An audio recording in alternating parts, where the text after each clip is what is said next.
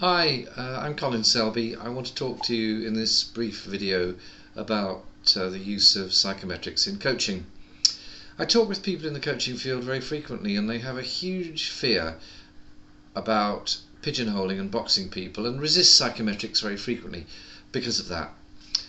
That really doesn't have to be the way that psychometrics are used, and what I want to do is talk briefly about why that might be and how it can be done in that kind of way. First of all, psychometrics is usually thought of in the terms of right, wrong, good, bad, pass, fail. In other words, you answer a question, what's 2.5 times 2.5, and on the basis of that, somebody makes judgments about your suitability for something, doesn't matter terribly much what. Well, of course, in coaching it isn't like that, and similarly, most of psychometrics is not about adding, multiplying, subtracting, dividing, or other kinds of brain function associated with cognitive information. I'm talking much more about the kind of situation where someone's suitability for particular kinds of career direction might be in conversation, or where you want to know something which is enduring about the person and not something they can learn. You're certainly not interested in intellect or intelligence, or are they smart in the true meaning of the word. So psychometrics can help you to identify things quickly and reliably with respect to temperament.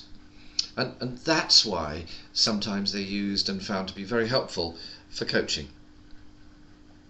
Obviously, temperament's hard to identify. Sitting in a chair talking to somebody else, I'd find it impossible to reliably identify very much about their temperament. And while I acknowledge that the person I'm talking to is the best judge if they're being honest, very often they don't know all the relevant information either. Right, so what can psychometrics give us? Well, first of all, they can give us information about the person's competency. By competency I mean underlying predisposition. I'm not talking about attained skill or capability. They can tell us things like whether the person is drawn by having status. In other words, they want other people to acknowledge what they've achieved. Whether that's important. Some people are extrinsically motivated, and for them status and visible evidence of success is very important. For others it's not very important. To what extent is self-discipline something the person values and will strive to display and will value in others, because that has a strong bearing on things like conscientiousness and other behaviours which are very important in life in general. How do they make judgments? Do they tell, sell, consult or abdicate? What's their process for decision making? What about reliability? Will they finish what they start? Can you rely upon them to do that? Do they hold that very dear? And so psychometrics can tell you things like this. The kind of questionnaires that we offer will tell you something between 40 and 100 areas like this, and you can then choose the half a dozen or dozen that you want to particularly know about. Or you might say, no, let's find out something about the ones the person has said are most central for them first. Secondly, you can find out about values. What the person values, what are the values that they hold dear, and which will have an impact on the way they're seen and the way they behave with other people. Then thirdly, work style. Do they like to work on their own, in a small group, in a large group? Do they like to be in control of issues, events and people around them? Or are they concerned only to take leadership in a situation where they feel confident that they have the specialist and specific expertise? These are the kinds of things psychometrics can tell you. What motivates them? You can also do a peer assessment, where the person asks a range of questions of people with whom they work about the way they are regarded by the people, and that will give you peer group evaluation. That's typically done through a 360-degree questionnaire, where the person nominates people who are senior, junior and at the same level as them in the organisation with whom they relate to talk about their work activity. And a peer review is a very, very effective way to use some aspects of psychometrics in order to help the individual in the coaching situation. I suppose what I'm saying is that psychometrics offers the coach a way to obtain credible information, because it's largely provided by the person who is the focus of the work, about themselves. Because the individual provides the information through their responses to a psychometric questionnaire, you're not going to have a dispute or argument about the accuracy. It's what's been produced by the person through their responses. And that's why the information is generally credible. As a consequence of that, there are some very strong outcomes that you can anticipate. First of all, because the individual talks about themselves and the report which is produced is the result of their answers to the questions that they've responded to, it gives power to the client. They can read their report and come to the coaching session not armed as if there's a conflict or a struggle, but prepared with clear ideas about the issues they want to focus on. Secondly, it can hold up a mirror for the client to take stock of themselves at work, and if a 360 has been incorporated, how they're regarded by other people as well as how they see themselves. And the comparison about how we see ourselves and how others regard us is very powerful in terms of identifying developmental direction and imperatives.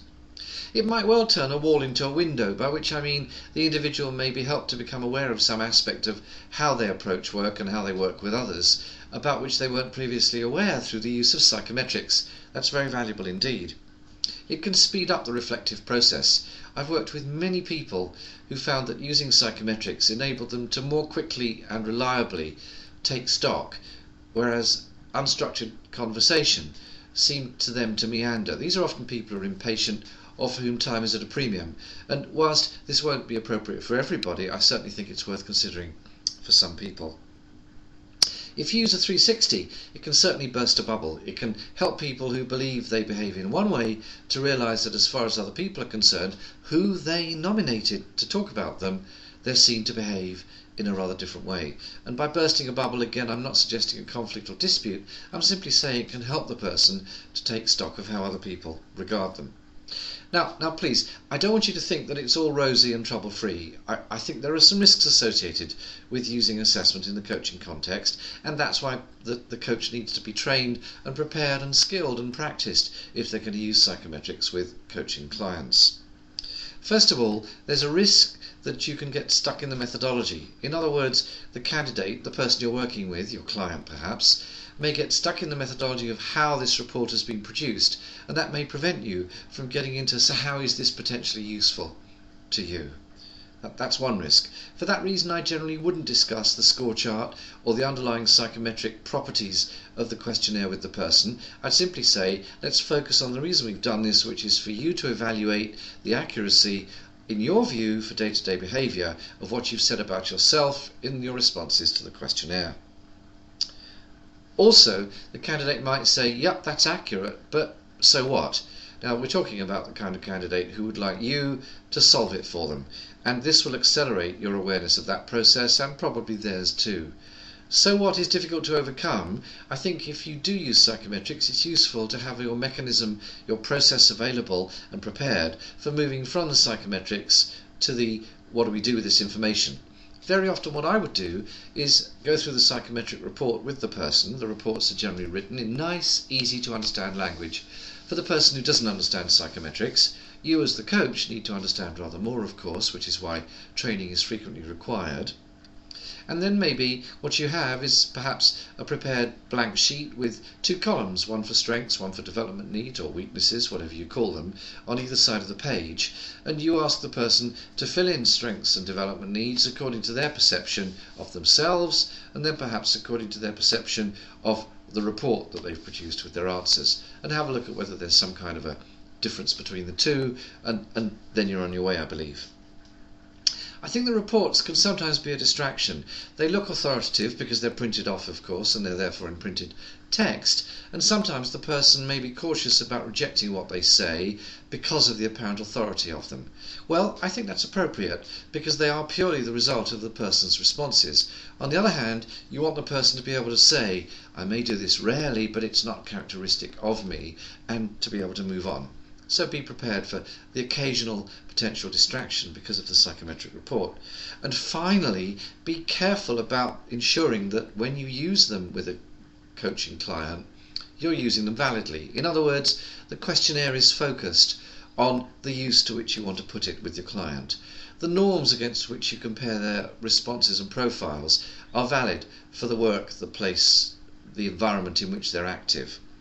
The cultural fit is strong, and that the questions appear to be relevant to the person answering the questionnaire, because if you do that, they'll give candid and genuine responses, and therefore you can have a lot of confidence in what comes out.